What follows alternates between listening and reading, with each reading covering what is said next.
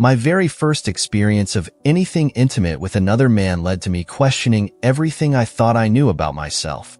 Before it happened, I'd been 100% certain I was heterosexual. I was 23 years old, staying with my family in Texas, and I had no reason to believe that part of my identity would ever change. Then I met Harry Wilson.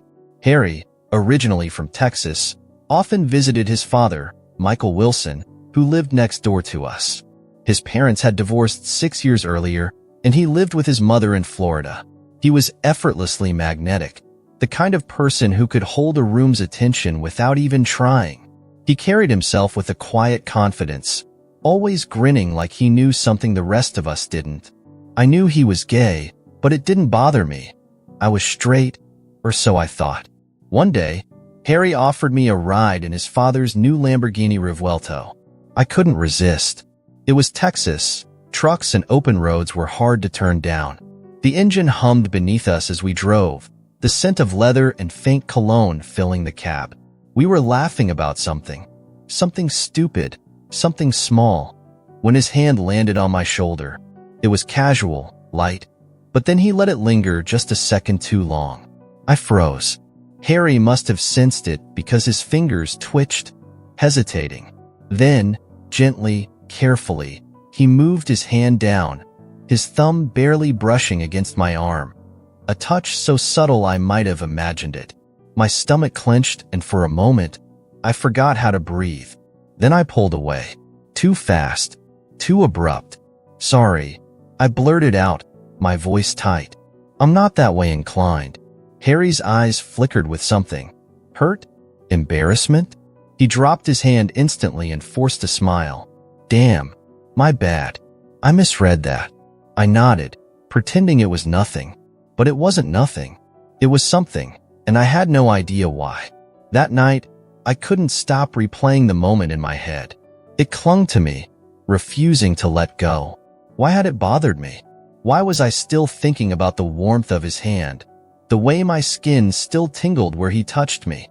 I felt frustrated, uneasy, like something inside me had shifted, and I didn't know how to shift it back. So I turned to alcohol. I drank to drown out the thoughts, to push them so far down they wouldn't be able to crawl back up. But it didn't work. If anything, it made things worse. The more I drank, the more I thought about him. Until finally, drunk and reckless, I grabbed my phone and dialed his number. It was 1 a.m. Come over, I said, my voice slurred but desperate. Now? He hesitated. Are you sure?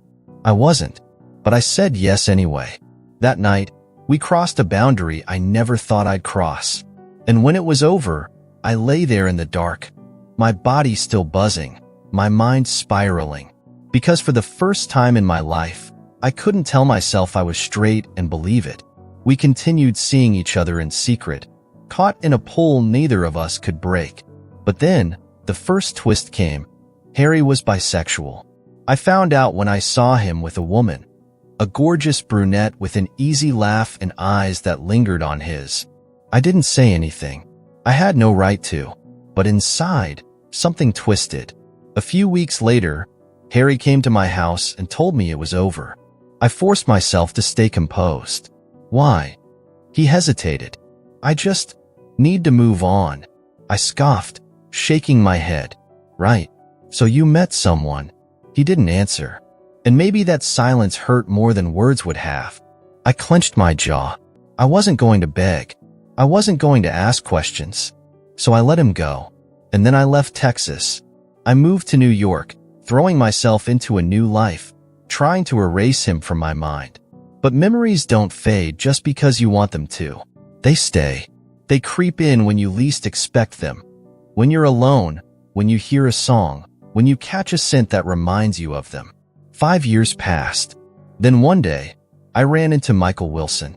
We made small talk at first. I thought it would end there. But then, he said something that turned my world upside down.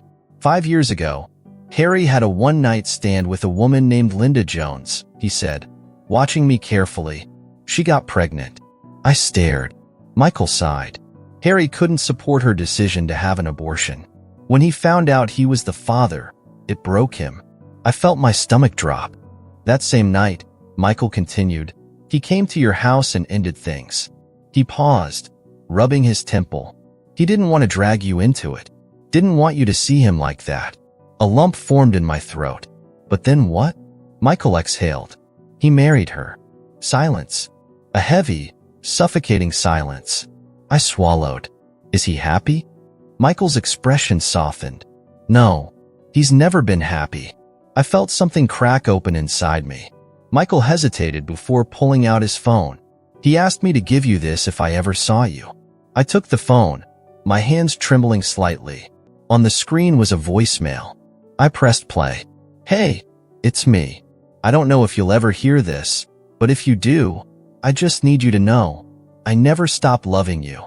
I made the biggest mistake of my life letting you go, and I don't know if it's too late, but if there's any part of you that still thinks about me the way I think about you, call me. Please. The voicemail ended. I sat there, staring at the phone, my pulse hammering in my ears. 5 years. 5 years of silence. 5 years of convincing myself we were nothing but a memory. And now, suddenly, he was here again, waiting. Michael's voice was gentle. He still loves you. I swallowed hard, my mind racing. I had spent years believing some love stories are meant to stay unfinished. That once something is broken, it can't be fixed. But maybe I was wrong. Maybe, just maybe, some love stories deserve a second chance.